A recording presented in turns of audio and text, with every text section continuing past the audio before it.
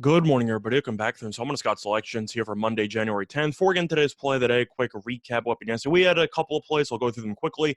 We had a very nice day. We ended up sweeping the board. We won with the play of the day yesterday with the Timberwolves team total over 119.5 at minus 105 on Fox Bet. Timberwolves scored 140 plus points. And then we had in the NFL joint show, we had the Ravens and Steelers first half under 20.5 at minus 115 on DraftKings. And you had 0 touchdowns in the first half. So a nice, easy winner on both. Look for another winner here on Monday. And for the play today, sticking with the NBA, going to be looking at a matchup between the Nets and the Trailblazers taking place at around 10 p.m. Eastern time. And for the play today, we like a team total in this one once again. We like the Trailblazers team total over 108.5 at minus 120 on DraftKings. Time recording of 11:45 a.m. Eastern time. Couple reasons why I like the over in the spot. First of all, pretty much every book has 109.5 at this point. So 108.5 right now is definitely worth it. But looking at the actual line movement in this game, the total has gone up from around 227.5 to 228.5, while the spread has gone down from around 10 to 9.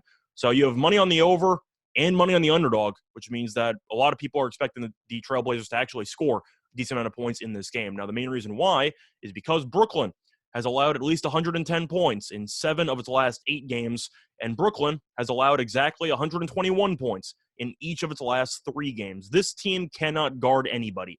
And if you actually watch them play, they give up a ton of offensive rebounds. They give up a ton of really just wide open jump shots. They really don't step up in the lane. There's not really anything this team does well defensively. And even though Portland is a shorthanded team, of course, missing McCollum and Lillard, I do think they have enough firepower to at least score 110 at home against this really awful Nets defense off an overtime game yesterday. So I do expect the Nets to look worse defensively because of potential fatigue, and I do think that Portland should take advantage of that. But if you want to look at the actual pace numbers, Brooklyn ranks tied for 6th in pace, and they should play even faster since Kyrie Irving is back in the lineup. Now, we saw Kyrie play 1 game this season, played against Indiana. I believe they gave up 75 points in the first half. That was the Lance Stevenson 20-something point first quarter.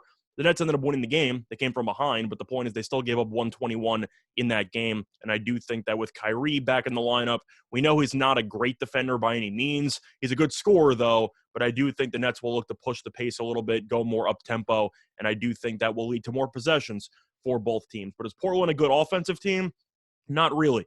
I'll concede that point, but at this point, regardless of who the Nets are playing, the opponent's team total has to be in the 110s. You're just looking at how this Nets team has played recently defensively, the main reason for their recent slump. I do think that Portland should be able to get to 110 at home here, and I do think this number is too low. So play that in once again here for Monday. January 10th is going to be on the Trailblazers team total over 108.5 at minus 120 on DraftKings. Bye, everyone.